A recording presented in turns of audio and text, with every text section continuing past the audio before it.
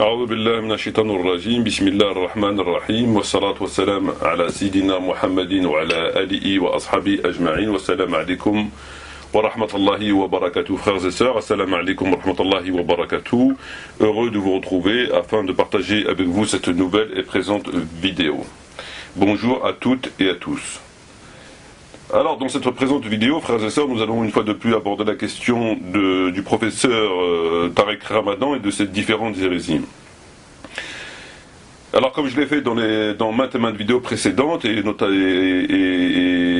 notamment dans des différents ouvrages, donc entre autres mon livre Tariq Ramadan, imposteur du XXIe siècle, ainsi que Tariq Ramadan et l'homosexualité, j'ai prouvé, je le pense depuis assez longtemps, que cet individu n'était ni moins qu'un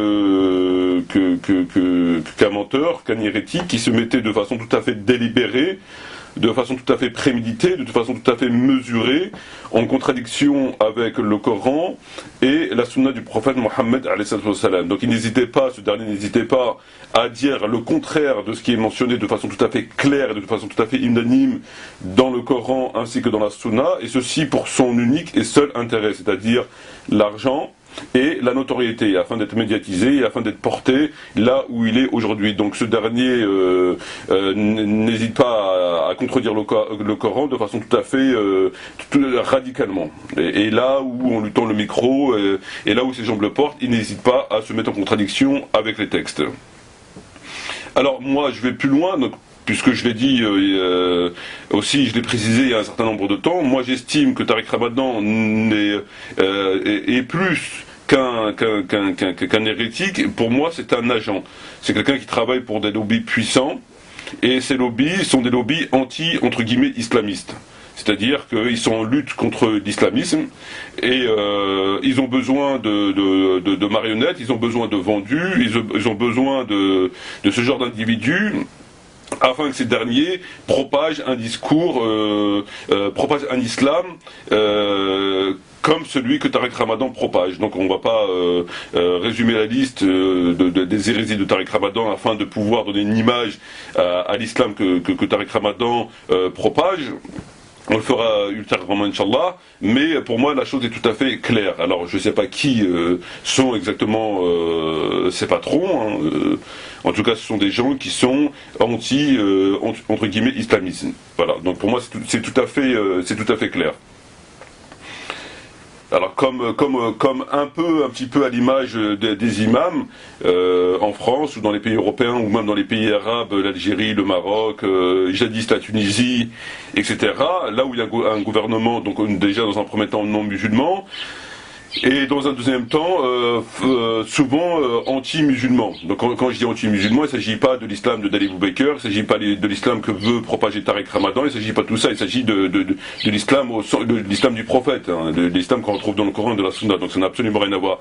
Donc en général, ces gens-là que vous voyez dans les mosquées, ces imams qui sont en France, en Europe, en Algérie, au Maroc, etc., là, comme je l'ai dit, un gouvernement arabe et qui plus est un gouvernement anti-islam, ces gens-là sont rémunérés par le pouvoir en place. Donc en général, les imams qui viennent prêcher en France, par exemple, sont des imams qui nous sont envoyés par le gouvernement marocain, qui nous sont envoyés par le gouvernement algérien.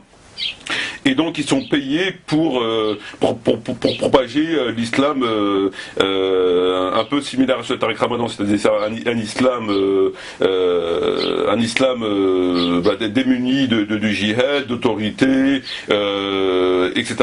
Donc un islam de la fin des temps, un islam voilà, que vous voyez à l'heure d'aujourd'hui, voilà, c'est-à-dire apolitique, etc.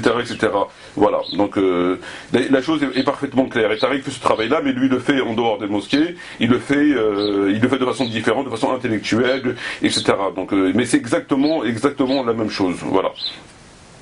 On résumera Inch'Allah la position de Tariq Ramadan sur le djihad, sur un certain nombre de choses. On se rendra compte que si on valide le discours de Tariq Ramadan, on va se retrouver avec un islam tout à fait l'islam que le prophète Mohammed nous a mis en garde il y a des siècles, en nous disant viendra un temps où l'islam sera ceci, viendra un temps où l'islam sera cela. C'est tout à fait cet islam-là dont il s'agit. Voilà. Donc là c'était une brève parenthèse. À présent, donc nous allons entrer dans le vif du sujet concernant la question, les trois questions que je viens d'avancer, de dire.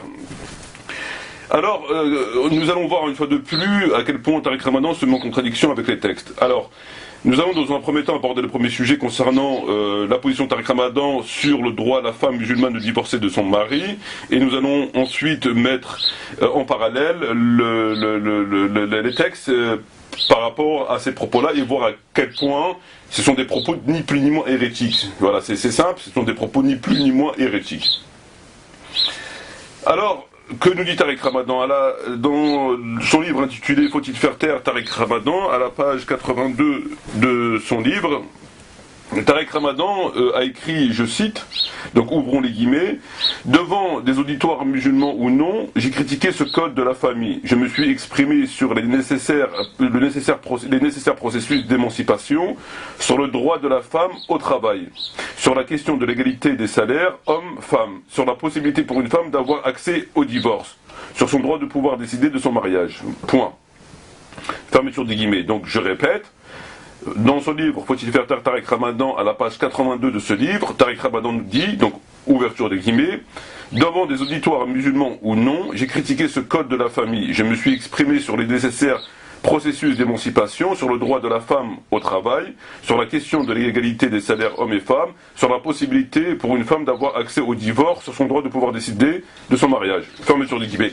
Alors, que pouvons-nous apporter comme commentaire sur ce paragraphe, sur ce texte, sur ce passage? Alors, lorsqu'il nous dit, Tariq Ramadan, je me suis exprimé sur les nécessaires processus d'émancipation sur le droit de la femme au travail, le droit de la femme au travail, nous allons l'aborder ensuite, parce qu'il va plus loin que ça. Il dit non seulement que la femme, une musulmane a le droit de travailler, c'est son droit, mais elle peut le faire aussi sans l'autorisation de son mari. Donc là, on ne va pas l'aborder ici, c'est pas ce qui nous intéresse, on l'abordera dans un deuxième, dans un deuxième temps, ou un troisième temps. Mais là, nous allons aborder... donc je poursuis la question de l'égalité des salaires. Bon, la question de l'égalité c'est encore une autre question. Je suis tout à fait contre l'égalité des salaires. Si on fait le même travail, on a le même salaire, mais c'est pas la question. La question n'est pas là. C'est là où c'est intéressant, c'est lorsqu'il nous dit sur la possibilité pour une femme d'avoir accès au divorce. Donc Tariq Ramadan nous dit, je le cite, sur la possibilité pour une femme d'avoir accès au divorce. Tariq Ramadan estime que la femme musulmane peut avoir accès au divorce, et lorsqu'il dit accès au divorce, il ne s'agit pas d'une requête qu'une musulmane pourra éventuellement déposer auprès d'un juge en cas où son mari commet des infractions graves à son devoir, qu'il soit moral ou autre, sur l'application des textes, mais il s'agit tout simplement, donc là on sait tous qu'une femme musulmane peut déposer une requête. Elle n'a pas accès au divorce, au sens où Tariq Ramadan veut nous le dire. Elle peut demander une requête si son mari, par exemple, je ne sais pas moi, part pendant 6 mois, disparaît tous les 8 mois, etc. Elle ne peut pas rester avec lui. Il est bien évident qu'elle ne va pas rester comme ça en attendant de subir cette situation injuste. Ou alors si il abat pour un oui, pour un non, etc., où il ne se souvient pas aux besoins de la famille, enfin où il fait des choses qui sont contraires à la religion. Elle ne va pas rester comme ça jusqu'à la fin de ses jours en attendant que ça se passe, parce que la femme musulmane ne peut pas répudier son mari. Là, on sait tous très bien qu'elle peut entrer en contact avec un juge et déposer une requête pour demander le divorce et avancer les arguments béton, disant voilà, etc. Il ne remplit pas son devoir, il est en infraction totale avec les textes. Je ne peux pas subir cette situation d'injustice. En conséquence de quoi, je demande le divorce. Là-dessus, tout le monde est d'accord, il n'y a aucun problème. Là, ce que nous dit Tariq Ramadan, ce que nous dit Tariq Ramadan là, c'est exactement le discours féministe. Il met sur le même niveau l'homme et la femme. C'est-à-dire que lorsqu'il nous dit que la femme, le droit à la femme de travailler, c'est comme celui de l'homme de travailler. Donc le droit à la femme musulmane de travailler, c'est son droit. Donc ça, c'est une contradiction totale avec les textes, nous allons le voir ultérieurement. Donc, mais c'est pour bien vous préciser les choses qu'il s'agit bien du droit de divorce. Il ne s'agit pas d'une requête.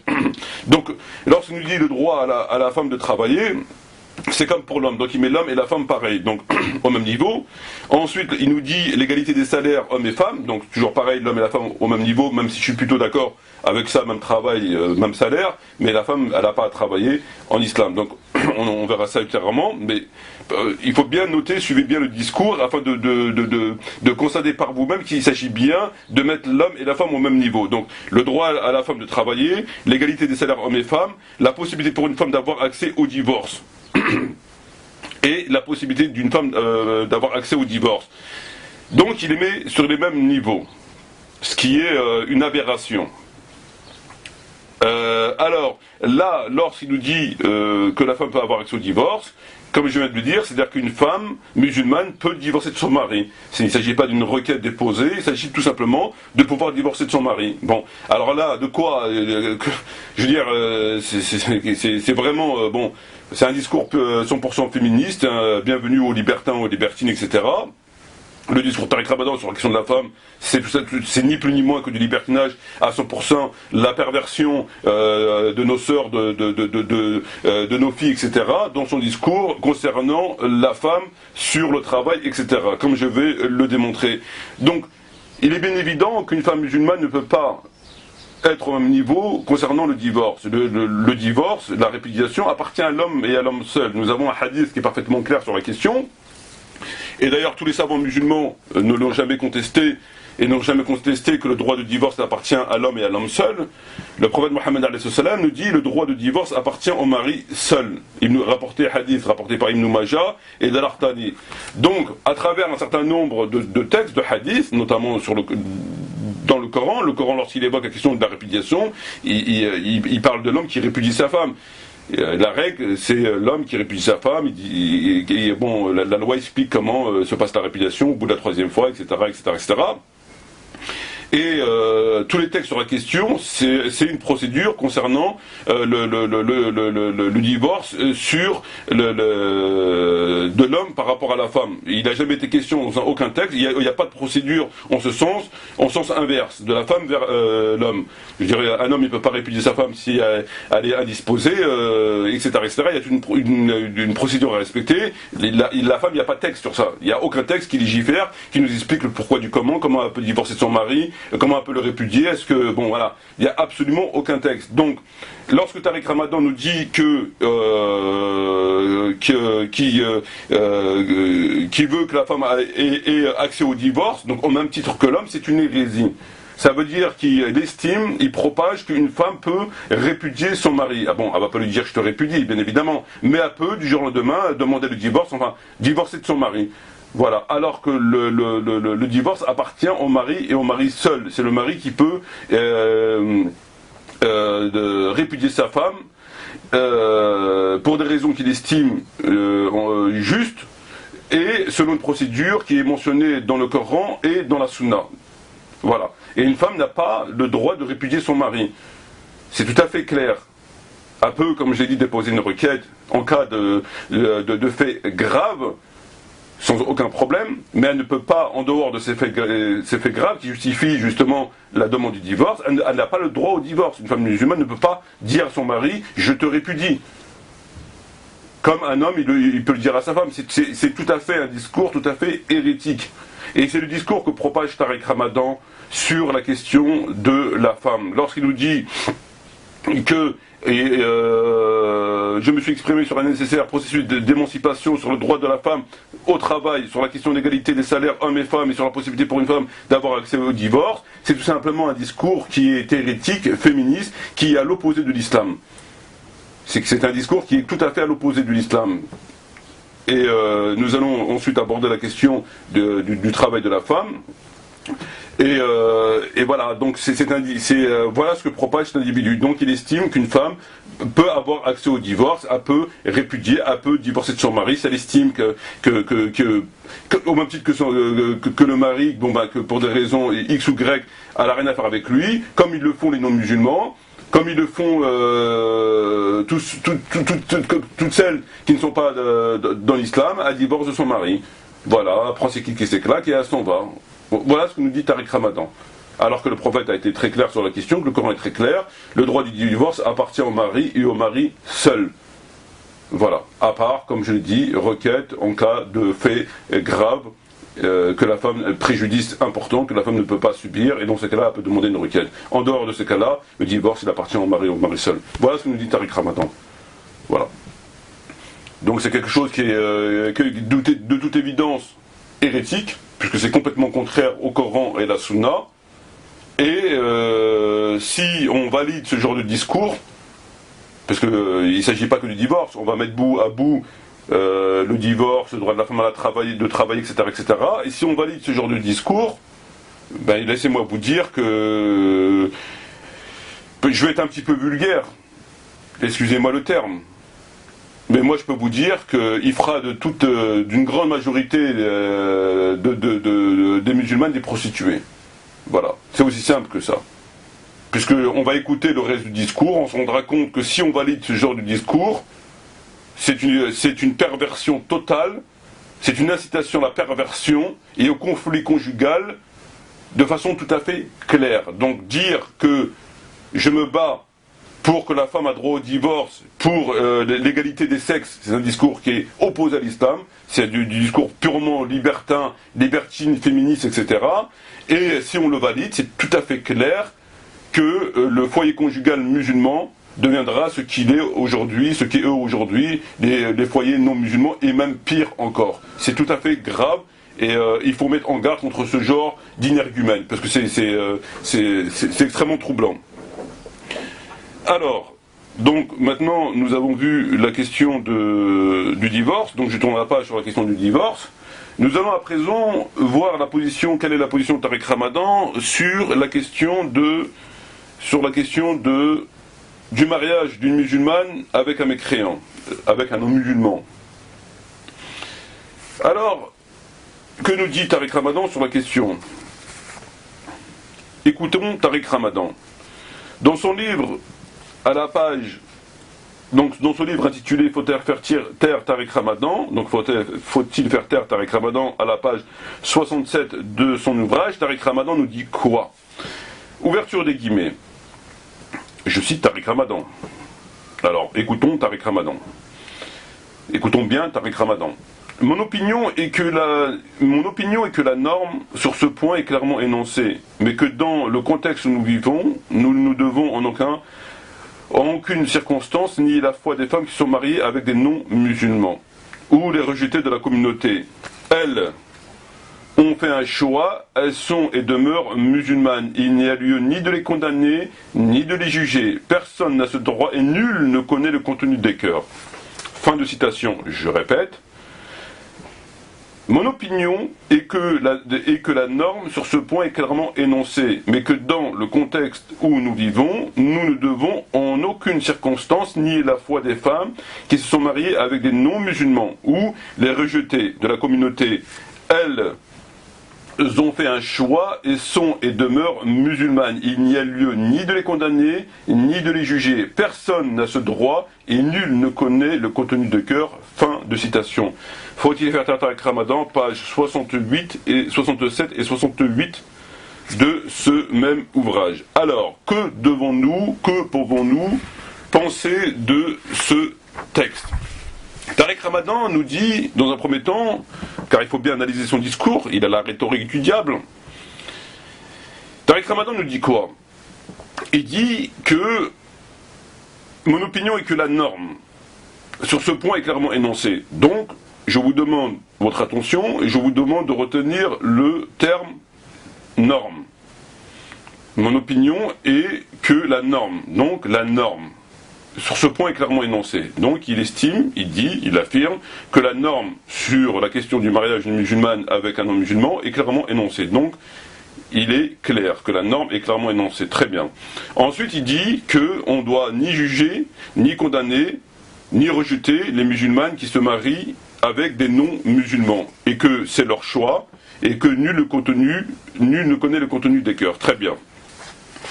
Alors on va analyser ce discours et on va se rendre compte à quel point cet individu est un diable, à quel point il est un diable, à quel point il manie bien, il fait bien très attention au sens, au terme qu'il va utiliser, et à quel point, une fois encore, il est en contradiction radicale avec les textes.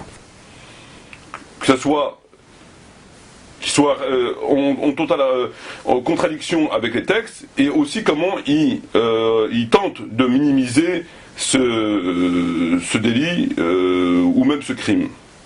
Que nous dit le Coran sur la question du mariage d'une musulmane avec un non-musulman? Sourate 2, verset 221. Sourate 2, verset 221. Sourate 2, verset 221. Nous y sommes. Et ne posez pas des femmes associatrices tant qu'elles n'auront pas la foi. Et certes, une esclave croyante vaut mieux qu'une associatrice, et même si elle vous enchante et ne donnez pas d'épouse aux associateurs tant qu'ils n'auront pas la foi. Et certes, un esclave croyant vaut mieux qu'un associateur, même s'il vous enchante. Donc Allah a dit, et ne donnez pas d'épouse aux associateurs, et ne donnez pas d'épouse aux associateurs tant qu'ils n'auront pas la foi. Donc Dieu est clair dans la sourate 2, verset 221, et nous demande de ne pas donner, donc je répète, ne donnez pas d'épouse, ne donnez pas vos femmes, ne donnez pas les musulmanes aux associateurs, bien sûr, mushrikin, donc non musulmans, ça rentre dans le cas de Tariq Ramadan quand il dit qu'une musulmane peut épouser un non-musulman. Donc non-musulman, ça va de ce que vous voulez, c'est un fourre-tout, donc ça rentre dans le cadre du shirk. Parce qu'il dit non-musulman, il n'a pas dit Ahl-Kitab, c'est non-musulman, donc quelqu'un qui n'est pas musulman. Donc tout ce qui n'est pas musulman, donc communiste, athée, enfin bref. Donc déjà, contradiction avec Sourate 2, verset 221, et Sourate 60, verset 10. Alors, Sourate 60, verset 10, un peu plus loin, nous allons lire le verset concerné. Alors, Sourate 10, Sourate 60, verset 10, « Ô vous qui avez cru que les croyantes viennent à vous et en immigré, éprouvez-les, Allah connaît mieux leur foi. Si vous constatez qu'elles sont croyantes, ne les en renvoyez pas aux mécréants, elles ne sont pas licites autant que épouses pour eux, et eux non plus ne sont pas licites autant qu'époux pour elles. » Sourate 60, verset 10. Donc Dieu est très clair, si vous constatez qu'elles sont croyantes, ne les renvoyez pas aux mécréants, elles ne sont pas licites autant qu'épouses pour eux, et eux non plus ne sont pas licites autant qu'époux pour elles.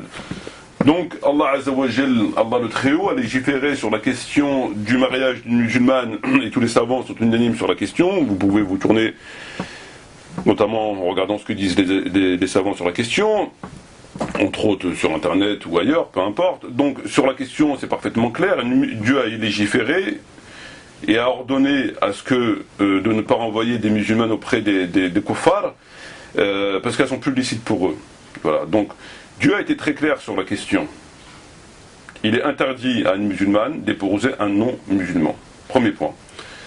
Première contradiction avec Tariq Ramadan, qui lui considère que c'est une norme et que si une musulmane épouse un non-musulman, on ne doit pas la juger, on ne doit pas la condamner, et parce que personne ne connaît le contenu des cœurs. Premier point.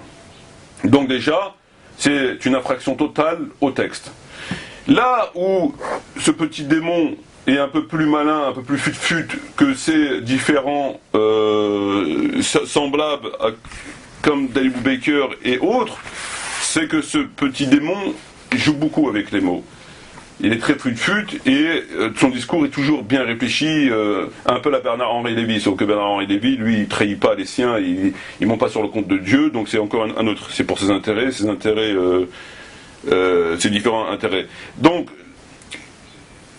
revenons sur le propos de Tariq Ramadan. Tariq Ramadan nous dit « Mon opinion est que la norme sur ce point est clairement énoncée ». Donc il a utilisé le terme « norme ».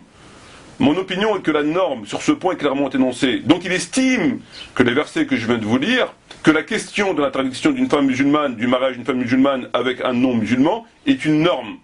Puisqu'il dit « Mon opinion est que la norme est sur ce point est clairement énoncée ». Alors bien évidemment le mot norme, il n'a pas utilisé comme ça, par hasard, ça ne lui est pas venu comme ça a traversé l'esprit, le premier mot qui est venu, il l'a mis dans son livre. Non, non, c'est tout à fait réfléchi. Pourquoi ? Nous allons voir la définition du terme norme et celui du terme loi, puisqu'en réalité il s'agit de loi, il ne s'agit pas de norme, c'est une interdiction claire. Le Coran l'interdit de façon tout à fait claire. Donc on parle de loi. Et il y a une très grande différence entre loi et norme. C'est quoi la différence ? La différence, si vous prenez le dictionnaire et que vous regardez le terme norme, c'est quoi la définition du terme norme ? Je vais vous donner la définition du terme norme, ça vous invitera à chercher dans le dictionnaire. Alors, type concret ou formule abstraite de ce que doit être. État habituel, conforme à la majorité des cas. Ce qui, dans la parole, le discours correspond à l'usage général. Voilà, donc, le terme norme, donc, état habituel, conforme à la majorité des cas, c'est conforme à la majorité des cas. Ce qui, dans la parole, le discours correspond à l'usage général, c'est un usage général. Voilà, c'est ça la norme. C'est ce qu'on fait, c'est ce que la généralité fait, c'est ce qui est de l'usage général. Ça s'arrête là. Alors que le terme norme, c'est quoi ? Le terme loi. Le terme loi, c'est quoi ? règle ou ensemble de règles obligatoires établies par l'autorité souveraine d'une société et sanctionnées par la force publique, condamnant commandement que l'on donne, ordre que l'on impose, commandement, décret, dogme. Les règles impératives imposées à l'homme. Donc voilà la différence entre la norme et la loi. C'est que la norme, c'est ce qui est fait habituellement, généralement, et donc ça ne vient pas de l'autorité, etc., et c'est pas sanctionnable. Alors que loi, c'est pas pareil. C'est règles ou ensemble de règles obligatoires établies par l'autorité souveraine d'une société et sanctionnées par la force publique.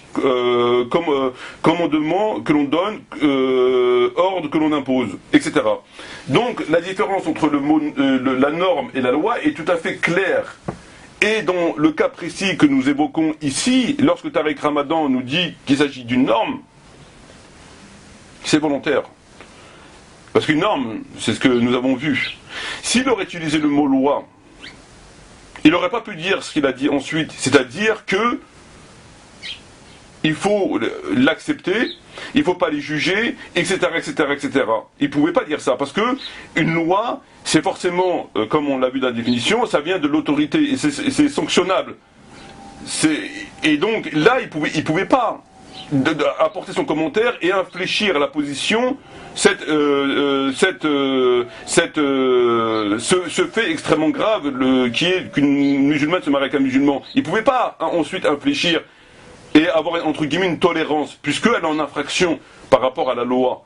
Donc s'il mettait le mot loi, d'emblée de fait, le mot loi mettait un terme à toute tentative entre guillemets de tolérance, de laxisme, etc. sur le fait en question. Donc il ne pouvait pas, alors qu'il s'agit bien de loi, puisque ça vient de l'autorité, en l'occurrence celle du Coran, et c'est quelque chose qui est interdit de façon claire. Donc c'est une loi. C'est une interdiction claire et non pas une norme. C'est pas quelque chose qui est fait dans l'usage général, que l'ensemble des gens ont décidé de faire. Ça n'a rien à voir. Donc il a utilisé le mot norme de façon tout à fait délibérée, exprès, pour pouvoir apporter ensuite son commentaire, qui est, je recite, elles ont fait un choix, elles sont et demeurent musulmanes, il n'y a lieu ni de les condamner, ni de les juger. Personne n'a ce droit de connaître le contenu de cœur. Voilà. Donc c'est tout à fait volontaire. Ensuite, Tariq Ramadan nous dit quoi? Il nous dit qu'on n'a pas le droit de les juger, de les condamner, elles ont fait un choix et qu'on n'a pas, on connaît pas le contenu des cœurs. Ben, si, au contraire, on est en obligation de les juger et de condamner leur acte, puisque leur acte est en contradiction avec les textes. C'est interdit une sœur se marier avec un homme musulman, alors qu'il lui est formellement interdit. Donc nous condamnons cet acte-là conformément et au nom du Coran, et on juge leur acte comme étant un acte déviant.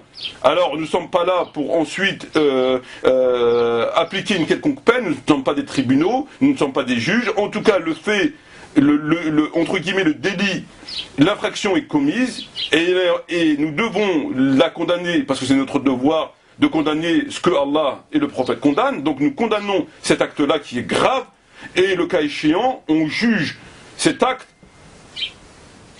qui est un acte grave. C'est tout à fait clair.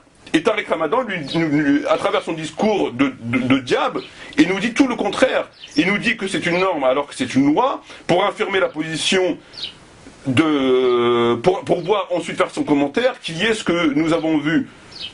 Et ensuite, il nous demande de ne pas condamner que Dieu seul connaît le contenu des cœurs. Mais ça n'a aucun rapport avec le contenu des cœurs. Donc demain, s'il y a un musulman qui viole une musulmane, on ne va pas le juger parce que c'est Dieu le contenu des cœurs. Demain, nous allons avoir un musulman qui boit de l'alcool. Demain, nous allons avoir un musulman qui vole. Demain, nous allons avoir un musulman qui est en contradiction avec les textes. On ne doit pas le juger parce qu'effectivement, l'islam l'interdit, parce qu'on ne connaît pas le contenu des cœurs. Quel rapport avec le contenu des cœurs? L'homme est appelé à juger l'homme sur ses faits, alors que Allah juge sur les faits et sur son âme. C'est pas pareil, on juge pas l'âme, on juge les faits. Si un acte est contraire à l'islam, on est contraint et obligé conformément à la loi de condamner cet acte-là. C'est un devoir pour tout musulman, d'ordonner le bien, d'interdire le blâmable, et le cas échéant de juger la personne-là. Donc voilà la position de Tariq Ramadan. Donc Tariq Ramadan estime que c'est pas une loi, c'est une norme, donc un usage habituel, qui n'a aucun rapport avec la loi, avec l'autorité. Or c'est tout à fait clair, parce que l'autorité s'est exprimée sur la question. Et ensuite, il nous dit il ne faut pas la condamner, il faut la laisser, c'est tout à fait normal. Voilà la position. Est-ce que cette position est la position de l'islam? Est-ce que cette position est la position de l'islam? Non. C'est un discours qui est extrêmement dangereux. Non seulement dangereux parce qu'il est en contradiction avec les textes, mais non seulement dangereux parce qu'il est pernicieux, il est extrêmement vicieux.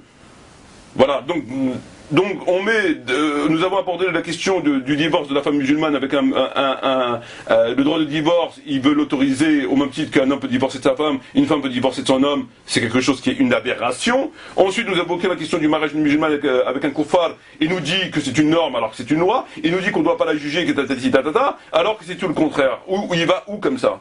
Moi j'aimerais savoir, il va où comme ça? Cet individu doit être stoppé. C'est évident que les musulmans doivent mettre en garde, et c'est un devoir pour eux, contre le discours de Tariq Ramadan. En tout cas contre le discours qu'on ne cesse de vous rappeler. Alors voilà pour le deuxième point. À présent, nous allons aborder le troisième et dernier sujet. De quoi s'agit-il donc? Il s'agit... Alors là, c'est quand même fort, il y va vraiment fort. Il y va vraiment fort. Alors de quoi s'agit-il donc dans la question, la troisième et dernière question? Dans la troisième et dernière question, très chers frères, très chères sœurs, à vous autres qui m'écoutez, il s'agit de la position de Tariq Ramadan concernant le droit à la femme de travailler, à la femme musulmane, bien sûr. Donc le droit à la femme musulmane de travailler, et cela même sans l'autorisation de son mari. Donc Tariq Ramadan vous dit quoi? Tariq Ramadan vous dit qu'une musulmane, aujourd'hui, dans la société dans laquelle on vit, avec tous les dangers et tout ce que vous voulez, a le droit de travailler. Si elle veut travailler, elle travaille, donc c'est son droit. C'est aussi son droit de ne pas travailler. Et cela même sans l'autorisation de son mari. Elle n'a pas besoin de l'autorisation de son mari. C'est-à-dire que si elle est mariée, elle peut aller travailler, elle n'a pas demandé à son mari. Voilà ce que nous dit Tariq Ramadan. Alors, nous allons, comme à mon habitude, citer les textes, qu'il n'y a pas de suspicion, qu'il n'y a pas de doute sur le contenu de ces propos, qu'ils n'ont pas été déformés, qu'ils n'ont pas été amputés, et ensuite nous allons les commenter à la lumière de l'islam, à la lumière des textes, pas à la lumière de Medmati, pas à la lumière de Cheikh Intel, pas à la lumière de l'imam Intel, pas à la lumière de Alim Intel, à la lumière des textes. Alors, voici les extraits en question. Dans son livre intitulé « Faut-il faire taire Tariq Ramadan » à la page 75. Tariq Ramadan nous dit quoi? Tariq Ramadan nous dit, ouverture des guillemets, ouvrons les guillemets. La femme a le droit de travailler, d'être financièrement indépendante, mais elle n'a aucun devoir d'entretien financier vis-à-vis du ménage. Elle peut exiger comme un droit de ne pas travailler. De fait, sa situation financière peut, en certaines circonstances, dépendre de celle de l'homme. Si celui-ci n'est pas musulman, il ne sera pas tenu de respecter l'éthique musulmane à laquelle se réfère sa femme pour ce qui touche ses revenus, à son commerce, sa vie quotidienne, etc. Point, fermeture de guillemets, fin de citation. Alors là, je pense que tout le monde a dû sursauter un petit peu lorsque on a entendu que, je recite, en certaines circonstances dépend de celle de l'homme si celui-ci n'est pas musulman. Donc, il estime on va relire, la femme a le droit de travailler, elle a le droit de travailler, d'être financièrement indépendante, ok, mais elle n'a aucun devoir d'entretien financier vis-à-vis du ménage, ok. Elle peut exiger comme un droit de ne pas travailler, elle peut demander de ne pas travailler, donc c'est comme elle veut, hein, elle a le droit de travailler, elle a le droit de ne pas travailler, donc là c'est un droit, là il n'est plus dans la norme. Tout à l'heure elle était dans la norme concernant le mariage d'une musulmane avec un kuffar, c'était une norme, maintenant c'est un droit, là il rentre dans le cadre juridique, là il retrouve le sens du raisonnement. Vous voyez comment il inverse les choses? Tout à l'heure, sur une loi, il appelle ça une norme, et là, sur quelque chose qui est en contradiction avec les textes, il appelle ça un droit. C'est du droit, c'est plus une norme. C'est un droit. Donc, alors, de fait, la situation financière peut certainement dépend de celle de l'homme. Si celui-ci n'est pas musulman, donc il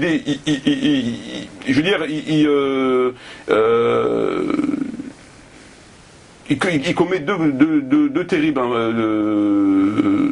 crimes, cet individu. Dans un premier temps, il nous dit que la femme a le droit de travailler, d'être financièrement indépendante, Mais en même temps, il nous dit que ça dépend si le mari est musulman ou pas. Il vous dit, si celui-ci n'est pas musulman, il ne sera pas tenu de respecter l'éthique musulmane. Donc ça veut dire qu'une musulmane qui se marie avec un non-musulman, déjà c'est très grave. Et il vous dit que si elle est mariée avec un non-musulman, bon, bah, celui de non-musulman, il n'est pas obligé de respecter l'éthique musulmane. Donc ça veut dire qu'il intègre de façon tout à fait régulièrement, tout à fait classique, le mariage d'une musulmane avec un koufar. Il vous dit qu'une musulmane a le droit de travailler, elle a le droit de ne pas travailler, ça dépend. Après, si elle est mariée avec un non-musulman, lui il n'est pas obligé de respecter l'éthique musulmane, etc. Voilà. Non, c'est normal. Il vous met des si là où il n'y a pas de si. Il vous met des situations qui sont aberrantes. Il vous met c'est incroyable. C'est incroyable. C'est quand même fou.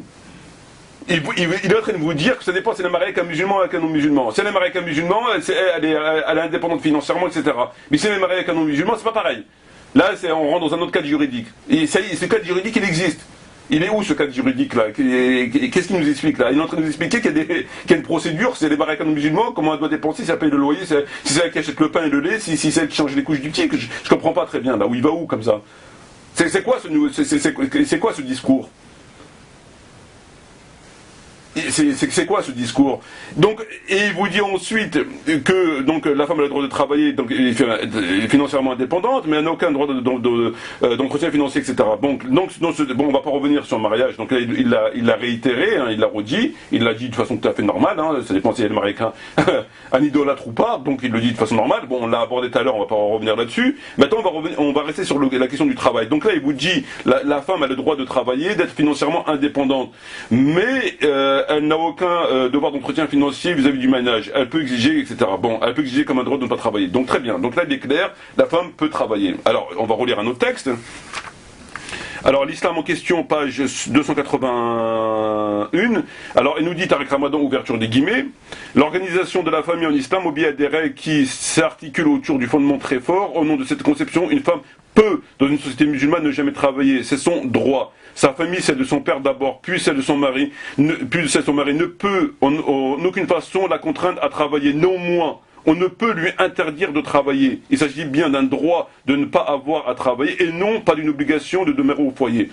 Fin de citation. Je relis. Alors, l'organisation de la famille en islam obéit à des règles qui s'articulent autour des fondements très forts. Au nom de cette conception, une femme peut, dans une société musulmane, ne jamais travailler. C'est son droit. Sa famille, celle de son père d'abord, puis celle de son mari, ne peut en aucune façon la contraindre à travailler. Néanmoins, on ne peut lui interdire de travailler. Il s'agit bien d'un droit de ne pas avoir à travailler et non pas d'une obligation de demeurer au foyer. Fin de citation de l'islam en question, page 281 de son livre. Alors,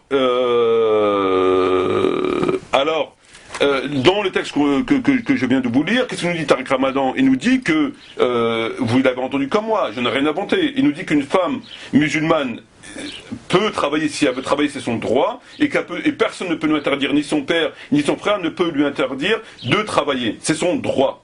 Donc une musulmane qui est mariée avec un musulman, elle peut travailler, elle n'a pas demandé à l'autorisation de son mari. Voilà, donc c'est-à-dire que le matin, elle prend ses clics et ses claques, elle s'habille, et puis elle va taffer là où bon lui semble. Elle va travailler, elle n'a pas demandé l'autorisation de son mari. Voilà le discours Tariq Ramadan, il est clair. Elle n'a pas demandé l'autorisation de son mari si elle est mariée, elle n'a pas demandé l'autorisation de son père si elle n'est pas mariée. C'est une aberration totale. Aberration catastrophique, aberration totale. Alors, que nous disent les textes?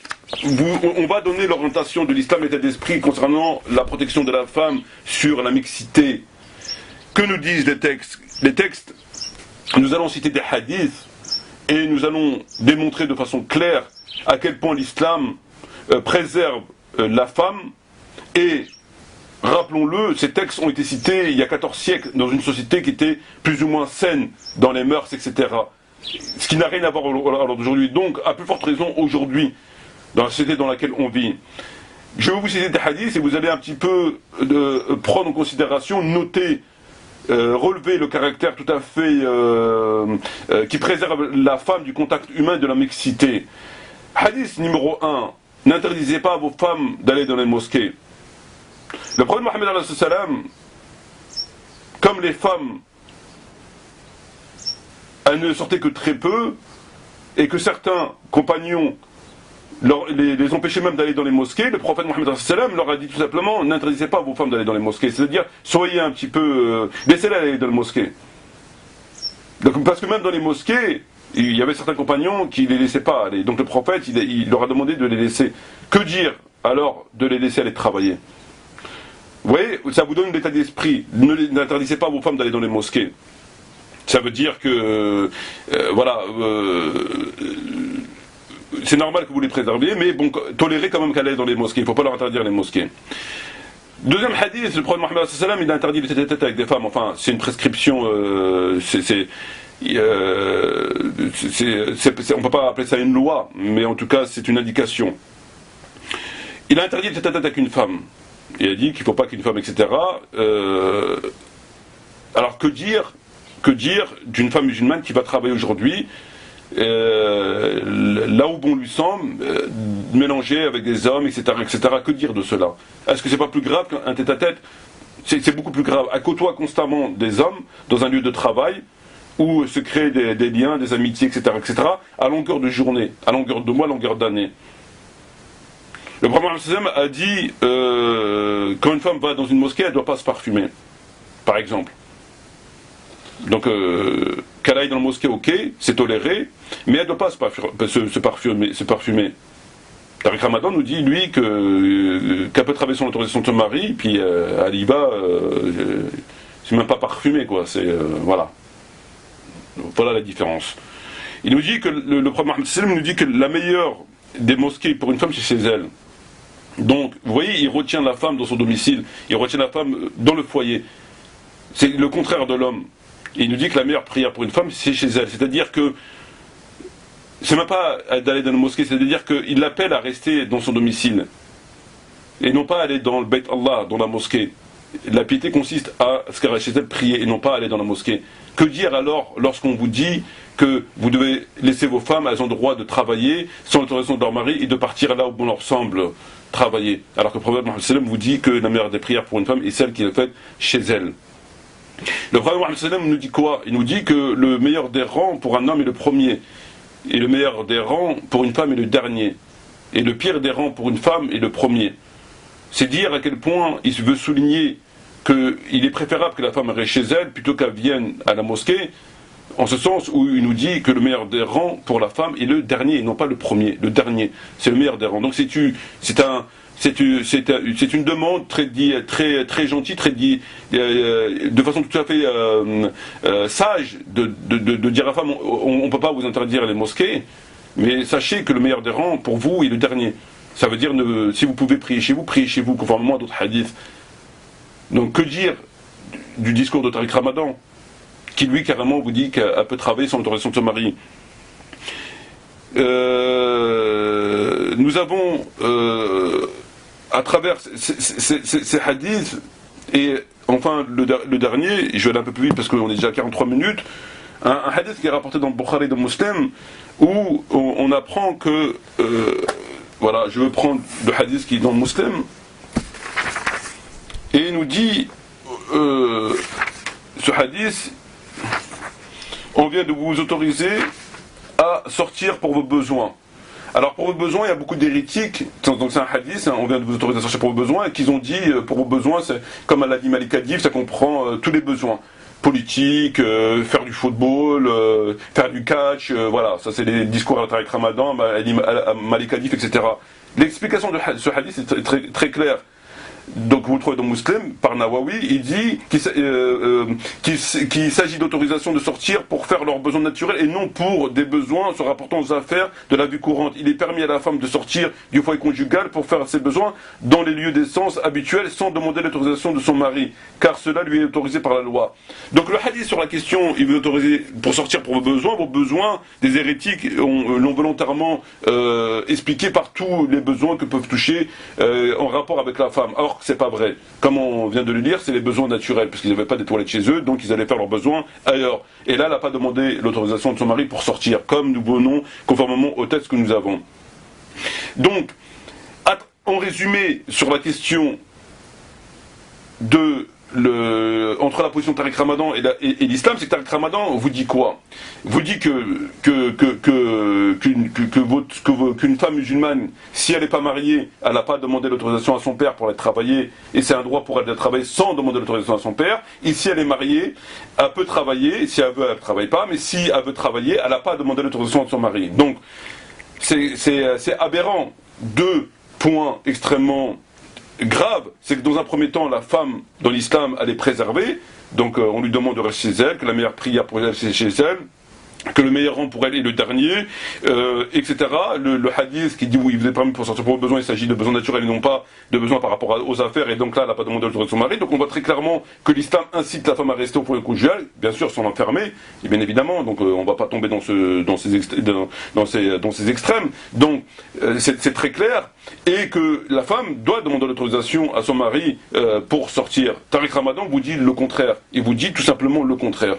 La femme peut travailler sans l'autorisation de son mari, sans l'autorisation de son père, elle peut aller travailler et se mélanger avec des hommes, la mixité, etc., dans la société dans laquelle on vit aujourd'hui. Si ça c'est pas un discours hérétique, en contradiction totale avec les textes, comme il s'agit d'autres sujets sur le droit du divorce de la femme, ou sur, comme on l'a vu, qu'une musulmane peut épouser un musulman, etc., si ça c'est pas un discours hérétique, c'est quoi?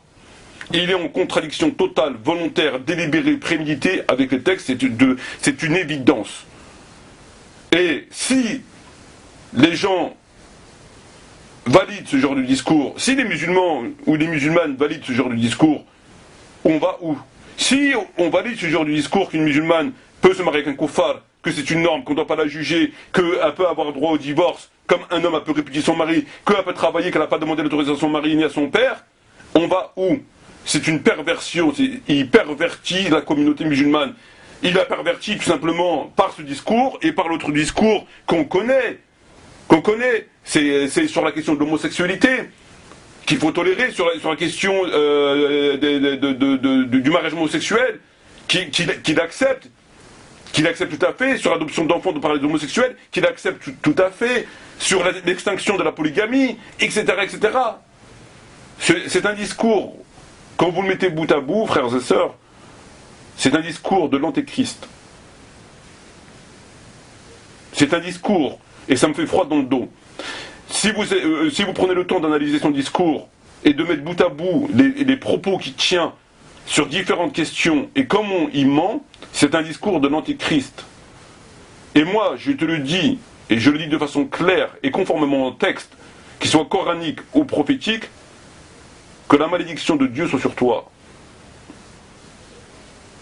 Pour contredire comme ça les textes, pour contredire comme ça les hadiths, pour pervertir la communauté musulmane à travers ton discours d'homosexualité, sur le mariage d'une musulmane avec un koufar, etc., tu ne peux être que maudit par Dieu, car le prophète Mohammed il a maudit une catégorie de gens, à savoir les homosexuels, les femmes qui imitaient les hommes, celles qui se tatouent, celles qui portent des perruques, etc., etc.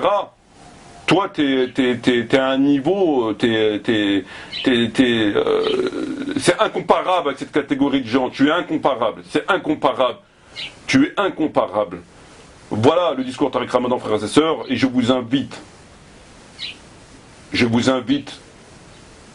à dénoncer cet imposteur et à de mettre en garde, preuve à l'appui, les gens contre ce discours, parce que c'est une catastrophe pour la communauté qui déjà est dans un état pitoyable. C'est une catastrophe. Sur ce, je vous remercie de votre attention, frères et sœurs. Shukran jazirin, wa salam alaikum wa rahmatullahi wa barakatuh, et à bientôt, Inch'Allah.